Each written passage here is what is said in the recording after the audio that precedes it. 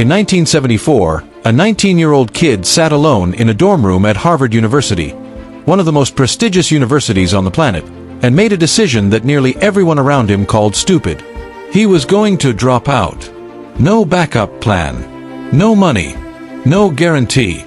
Just a wild idea, and an obsession that most people couldn't understand.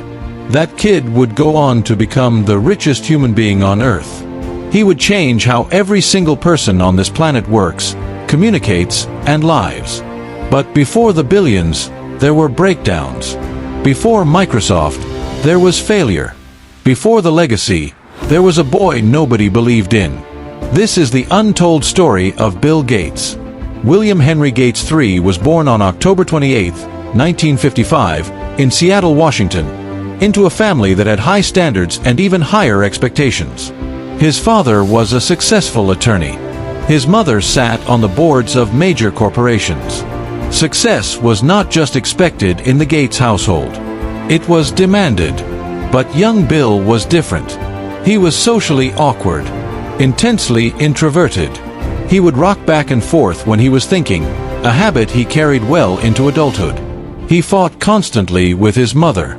He clashed with his father. By age 11, his behavior had become so difficult at home that his parents sent him to a therapist. 11 years old. Sent to therapy. And yet, something was already burning inside him. When Gates was 13, his school, Lakeside School in Seattle, acquired a rare computer terminal for students to use. Most kids glanced at it once and walked away. Bill Gates walked toward it and never looked back. He became completely consumed. He would sneak out of bed at night, past midnight, walk to the school's computer center, and code for hours in the dark. He wasn't doing it for grades. He wasn't doing it for money. He was doing it because for the first time in his life, he had found something that made his mind feel alive. By age 15, Gates and his friend Paul Allen had already written a working program to analyze traffic patterns in their city. They called the company Trafo Data. It failed almost immediately. Their machine broke down during the very first demonstration to a real client. The room went silent. A lesser person would have walked out of that room and never looked back. Gates looked at the failure and asked one question: what did we learn?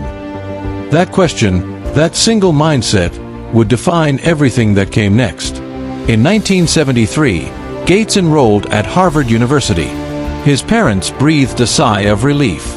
Their son, the rebellious, restless, difficult boy, was finally on the right track. But Harvard couldn't hold him.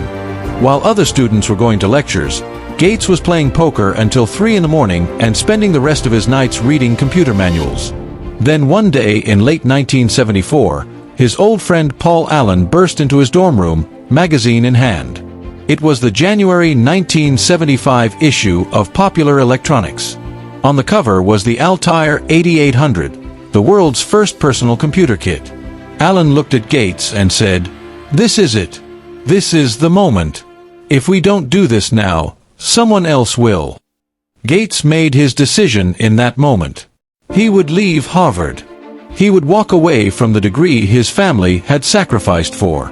He would bet everything, his reputation, his future, his relationships, on a machine that most of the world hadn't even heard of.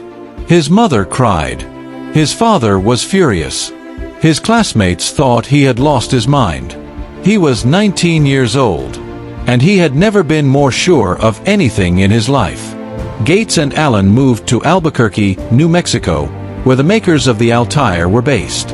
They started Microsoft in a small, cramped office with no air conditioning.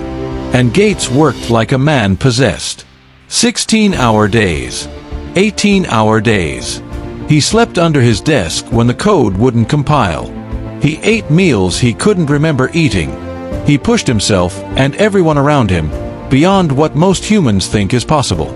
He was famous for looking at an employee's work and saying, "That's the stupidest thing I've ever heard," and then spending the next 3 days proving why they were wrong. He was demanding, relentless, obsessive. Many people who worked for him in those early years hated every minute of it. But they also produced some of the most important software ever written. Then came the deal that changed everything.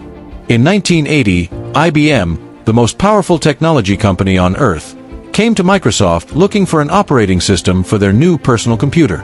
Gates didn't have one, but instead of saying no, he bought one. A small operating system called QDOS for just $75,000. He modified it, renamed it MS-DOS, and licensed it to IBM.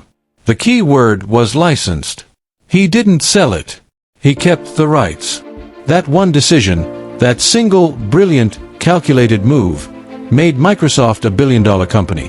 What looked like a lucky break was actually the result of a man who had spent years studying the industry, understanding exactly what it needed, and positioning himself to be in the right place at exactly the right moment.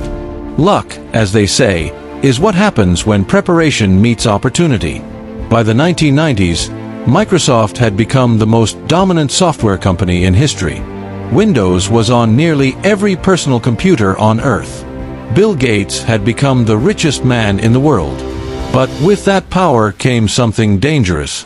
Rivals accused Microsoft of crushing competition, of using its market dominance to strangle smaller companies, of forcing manufacturers to bundle Windows and Internet Explorer so tightly that no competitor could survive. In 1998, the United States Department of Justice filed an antitrust lawsuit against Microsoft. The case shook the technology world to its foundation. A judge ruled that Microsoft had violated antitrust laws and proposed breaking the company apart. Breaking it into pieces. The company Gates had built from nothing, the company he had poured 25 years of his life into, was about to be destroyed by the government of his own country. Eventually, the breakup order was overturned on appeal. Microsoft survived. But it was never quite the same. And neither was Gates. He stepped down as CEO in 2000. He handed the reins to Steve Ballmer. And for the first time in his adult life, he had to ask himself a question he had never had time for before. Who am I, if I'm not building Microsoft? What happened next was perhaps the most surprising chapter in one of the most remarkable lives ever lived. Bill Gates reinvented himself, not as a tech mogul, not as a businessman, but as something the world desperately needed, a man who was willing to spend his billions trying to save the lives of people who had nothing. In 2000, he and his wife Melinda launched the Bill and Melinda Gates Foundation, which would become the largest private charitable foundation in history. He put his obsessive, relentless, data-driven mind to work on problems that governments had given up on. Polio, malaria, extreme poverty, tuberculosis. He didn't write a check and walk away. He studied the science. He hired the experts. He tracked every dollar. He demanded results the same way he had demanded results at Microsoft. And the results came. The Gates Foundation has contributed to vaccines that have saved the lives of hundreds of millions of children in the poorest corners of the world. In 2015, 5 years before COVID-19, Gates stood on a TED stage and warned the world that a global pandemic was coming and that we were not prepared. Nobody listened. When the pandemic hit in 2020, that speech became one of the most watched videos in the history of the internet. He was right. He had always been right. Because Bill Gates has never stopped thinking, never stopped studying, never stopped preparing. The boy who was sent to therapy at 11. The teenager who failed his first business at 15. The college student who dropped out at 19. He did not succeed despite those struggles. He succeeded because of them. Bill Gates once said, "It's fine to celebrate success, but it is more important to heed the lessons of failure." Think about that for a moment. The richest man in the world, a man who has experienced more success than almost any human in history, says the most important thing is what you learn when you fail. Not the wins, the losses. That is the real secret of Bill Gates. Not the Harvard dropout story. Not the IBM deal. Not the billions.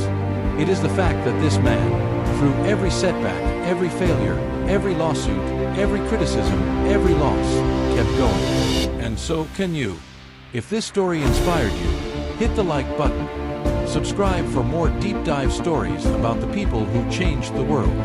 And drop a comment below. What lesson from Bill Gates hit you the hardest? We read every single one.